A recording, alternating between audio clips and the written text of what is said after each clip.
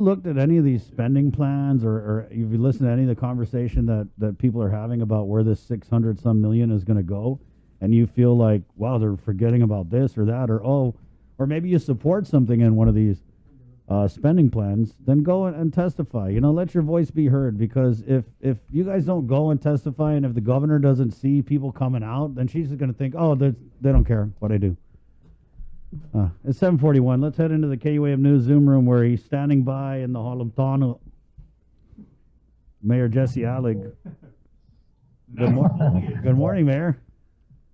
Good morning. Well, the two things that other than the most recent conversation, the two things that I learned this morning from KUAM is meandering and clothing. And so I am meandering this morning. So I'm away from people. Right. You're at the Hyatt. Is there like a conference going on or something? No. I just have a meeting at 8 a.m. here. Right. Breakfast meeting. Right on. Things. Good for you. Good for you. So, Mayor Alig, of course, the president of the Mayor's Council of Guam. Did you bring Mayor Quenga. Mayor Quenga? Yeah, he confirmed. So I'm perhaps he'd be logging on. I'm not sure. I sent him the. Oh, you sent him the Zoom. So. Okay. Because anybody south of Chalapago, we have trouble figuring out the Zoom. Well, on a brighter note for us, I know that over the weekend and the past week, I think a lot of people have been calling our office, or my office actually, on the recyclables. And so I do know that we had that on hold for a while, simply because we weren't able to increase the POs, and most mayors did not actually have enough money. But so this week, they should actually restart their programs. Last week, we issued green waste bin POs, so that could be taken care of. But this week, they should be able to call their mayor's office and hopefully get on a list, or on their waiting list for a pickup of any white goods or electronics that they may have, including the abandoned vehicles.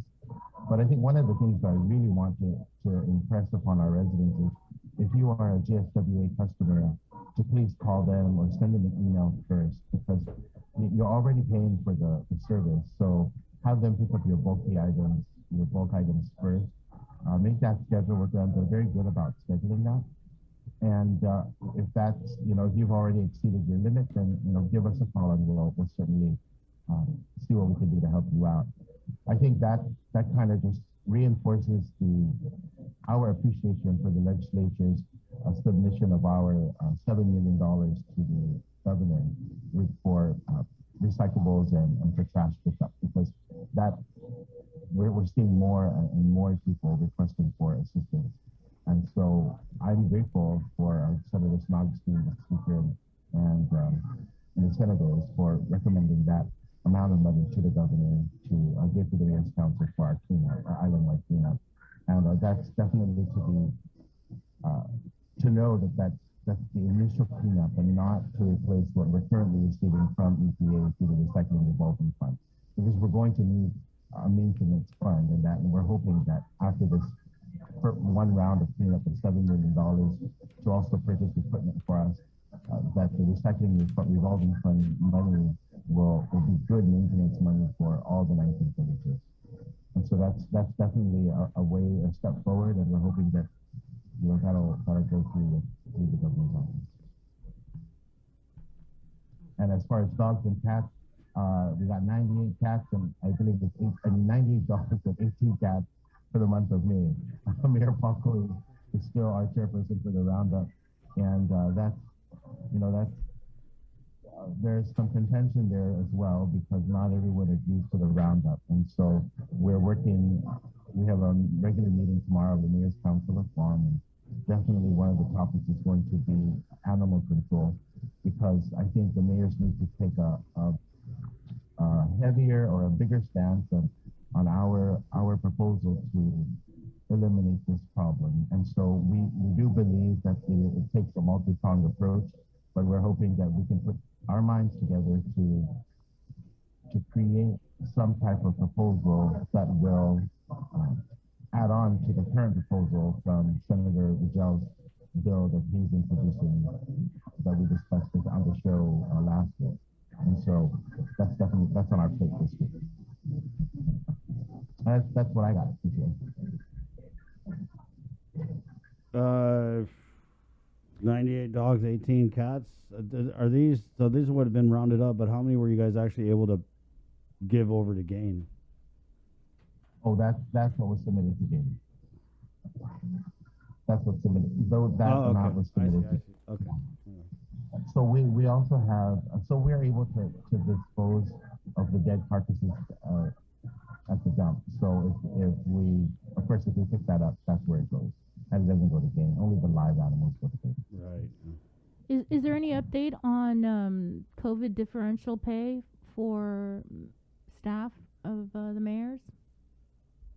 No update. No update. No check. And what is what is the real deal here? Is it paperwork or is it no money?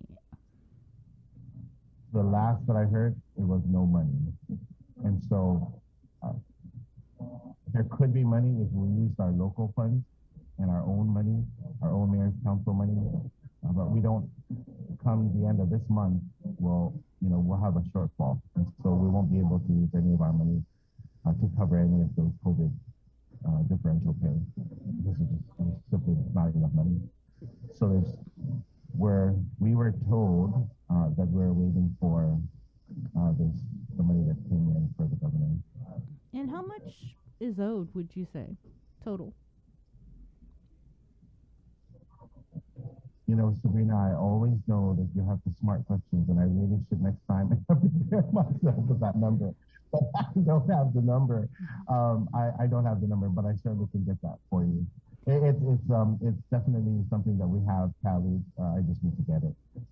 So because we submitted the timesheet bi-weekly.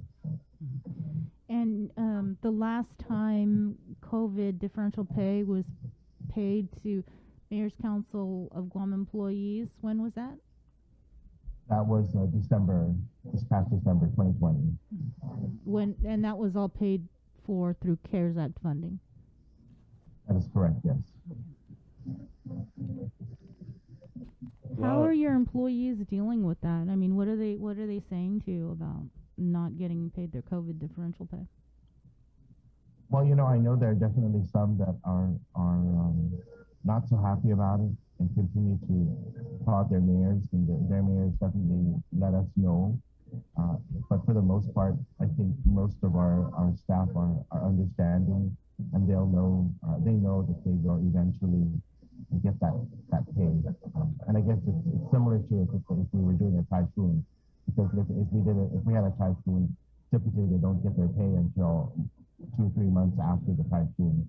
And so I know that I mentioned that before, and it's since January and it's June now, and they haven't received anything. But I think for the most part, most staff are understanding, and I think that's one of the things that that we should do is commend our staff. And I hate to just pat ourselves on the back, but we do need to commend our staff because they don't, as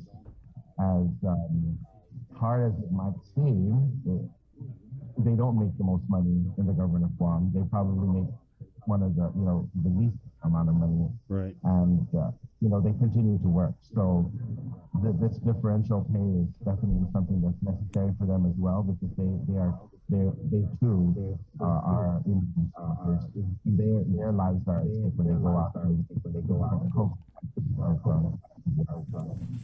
Right. Well, we have Mayor Quenga has just joined us here in the Zoom. What's up with that? Good morning. He's got the radio on. Oh. Mayor, hi, Mayor. Do you have the radio on? Hi, Mayor. Do you have the radio on? The what? I'm sorry? Oh, hey, good morning, Mayor. This is Jason. Oh, hey, good morning, Mayor. Is your car radio on? Is your car radio on? Yes. I'm actually using my Bluetooth in the car. Oh yeah.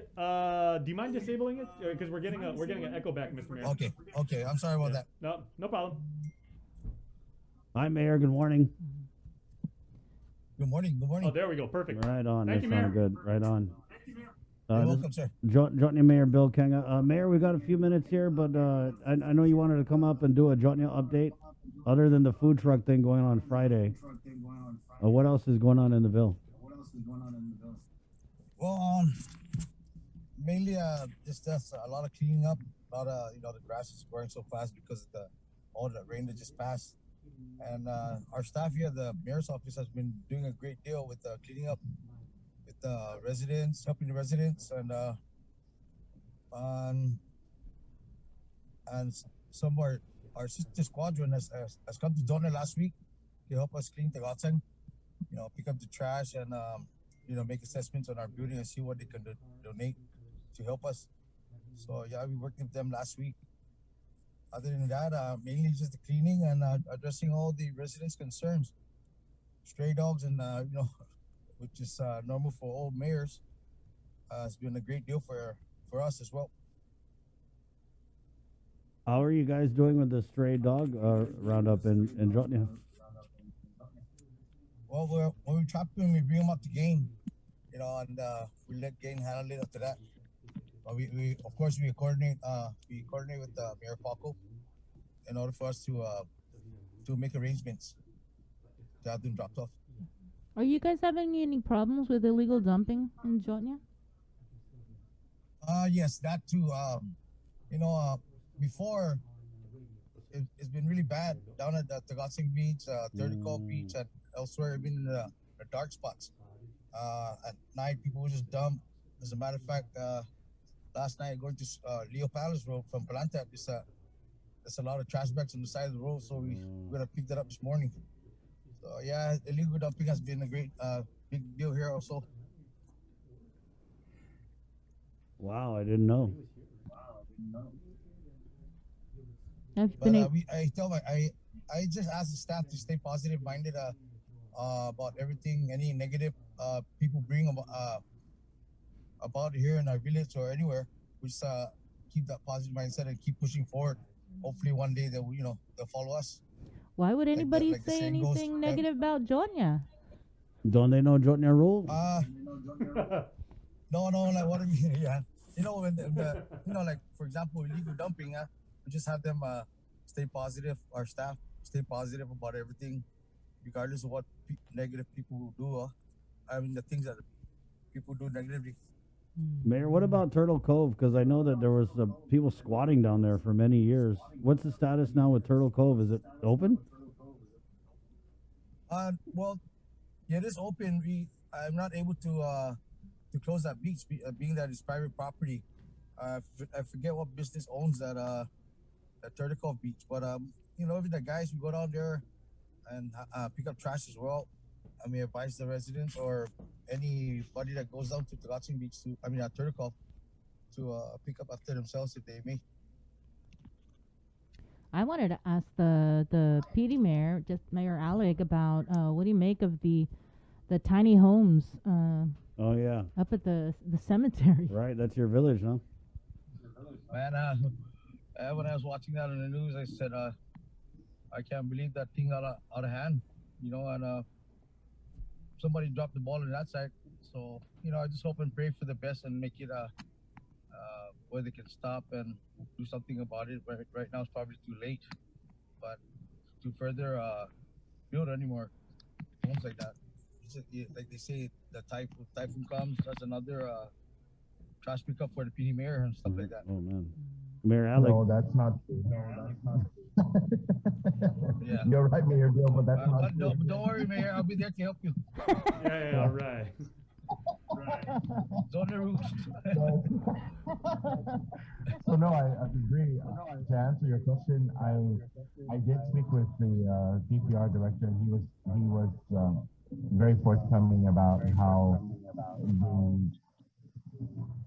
they did not follow the regulations, right, for those graves, and so I did ask for some type of remedy because adjacent to those tiny homes are the real deal homes. And Mayor Bill is right. When there is a typhoon, what's going to happen when all that blows out? I mean, who regulated the building, right? Did they get a building permit? Did DPW come and make it an inspection? And I think the answer is no. And so, quite honestly, I'm not. I understand that families did that for their purpose, and I know how it feels to mourn. So I'm not trying to be insensitive, but if it's not supposed to be there, it needs to be removed because the safety of our residents is paramount. I mean, jokingly, they're 6 feet under, quite honestly, and there's space there. So everything above that needs to be, also regulated so that everyone else around there that's alive will remain alive. And so hopefully DPR does, does regulate that further and resolve that issue because it is a big concern for us.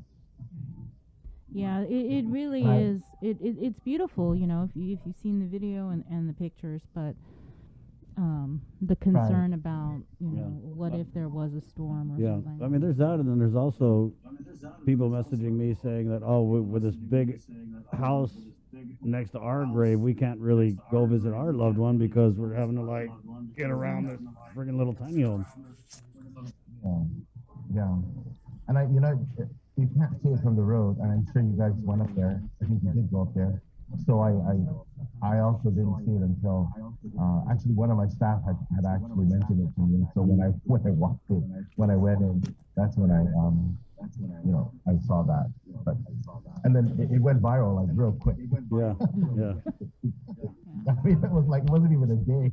Everybody knew about the home.